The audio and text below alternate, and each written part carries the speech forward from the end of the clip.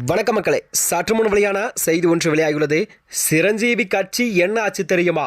தாவேகா விஜய் காணாமல் போய்விடுவார். அட்டாக் மோடியில் அதிமுக. வாங்க வீடியோவை முழுமையாக காணலாம். அதாவது ஆந்திராவில் சிரஞ்சீவி அவர்கள் கட்சி தொடங்கி பின்னர் அதனை கலைத்து விட்டார் எனவும், அதை போலத்தான் விஜய் அவர்களும் கட்சி ஆகும் எனவும், விஜய் மட்டுமல்ல எவர் வந்தாலும் எடப்பாடி பழனிசாமியை தமிழகத்தின் முதலமைச்சராக்குவதை தடுக்க முடியாதென அதிமுகவின் முன்னாள் அமைச்சர் SP வேலுமணி அவர்கள் உறுதிபட தெரிவித்திருந்தாராம். அதிமுக பொதுச் செயலாளர் எடப்பாடி பழனிசாமியை வருகின்ற 1ஆம் தேதி திருமங்கலம் தொகுதிக்கு வருவதை முன்னிட்டுதான் திருமங்கலம் தொகுதியில் கூட ஆலோசனை கூட்டம் நடைபெற்றது. RP உதயகுமார் தலைமையில் நடைபெற்ற இந்நிகழ்ச்சியில்தான் முன்னாள் அமைச்சர் SP வேலுமணி அவர்கள் ஆலோசனையும் வழங்கினாராம். நிகழ்ச்சியில் பேசிய SP வேலுமணி அவர்கள், மக்களை காப்போம், தமிழகத்தை மீட்போம் என்ற எழுச்சி பயணத்தின் மூலம் 100 தொகுதிகளுக்கு மேல் பயணத்தை மேற்கொண்டு மாபெரும் வெற்றி சரித்திரம் படைத்து வருகிறார் எடப்பாடியார் அவர்கள். ஒவ்வொரு தொகுதிகளும் எழுச்சி பயணம் மூலம் மக்கள் கூட்டம் அதிகரித்தே வருது தமிழகத்தில். அதனைத் தொடர்ந்துதான் இதே மதுரை மண்ணில் தான் புரட்சித் தலைவர் நூற்றாண்டு விழா கொண்டாடப்பட்டது. புரட்சித் தலைவி அம்மா அவர்களும் 2010ஆம் ஆண்டு கோவையில் முதலாக கண்டன ஆர்ப்பாட்டத்தை தொடங்கினார். அதனைத் தொடர்ந்துதான் திருச்சியில் நடைபெற்று மதுரையில் கண்டன ஆர்ப்பாட்டம் நடந்து முடிந்தது.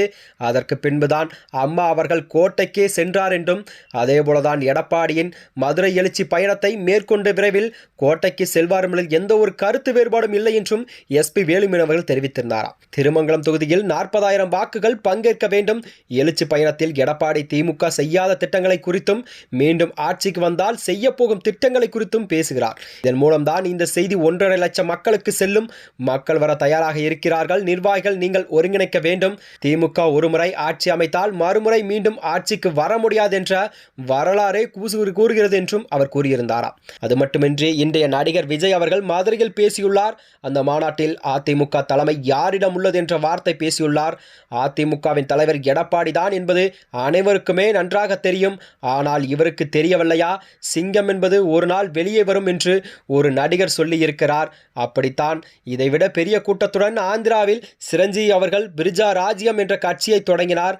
பிரம்மாண்டமான கூட்டத்தை எல்லாம் காண்பித்தார். ஆனால் கட்சி கலைத்து போய்விட்டார் சிரஞ்சீவி அவர்கள். எடப்பாடியாரை பற்றி பேச இவருக்கோ யாருக்கும் உரிமை கிடையாது. இன்றைக்கு மீடியாக்களும் திமுக விஜய்க்கு போட்டி என்று செய்திகள் போடுகிறார்கள். ஆனால் அதிமுகவோ ஒரு முறை தோற்றால் மறுமுறை வீறு கொண்டு எழுந்து மாபெரும் வெற்றி பெறும் என்றும் SP வேலுமணி அவர்கள் தெரிவித்திருந்தாராம். வருகின்ற 2026 சட்டமன்ற தேர்தலில் அதிமுக கூட்டணி 210 தொகுதிகளுக்கு மேல் கண்டிப்பாக வெற்றி வாகை சூடும். மீண்டும் 2026ஆம் ஆண்டு எடப்பாடியார் தான் முதலமைச்சரை இதை விஜய் மட்டுமல்ல யாராலும் கண்டிப்பாக தமிழகத்தில் தடுக்க முடியாது என்று SP வேலுமணி அவர்கள் தெரிவித்திருந்தாராம்.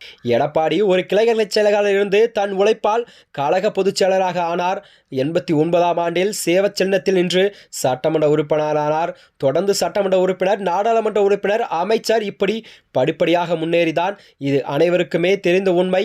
ஆனால் விஜய்க்கு தெரியாதா என்று SP வேலுமணி அவர்கள் விஜய் கேள்வி கேட்டுள்ளாராம். மேலும் இதுபோன்ற வீடியோக்களை தெரிந்து கொள்ள நமது சேனலை மறக்காமல் சப்ஸ்கிரைப் செய்து கொள்ளும். நன்றி, வணக்கம்.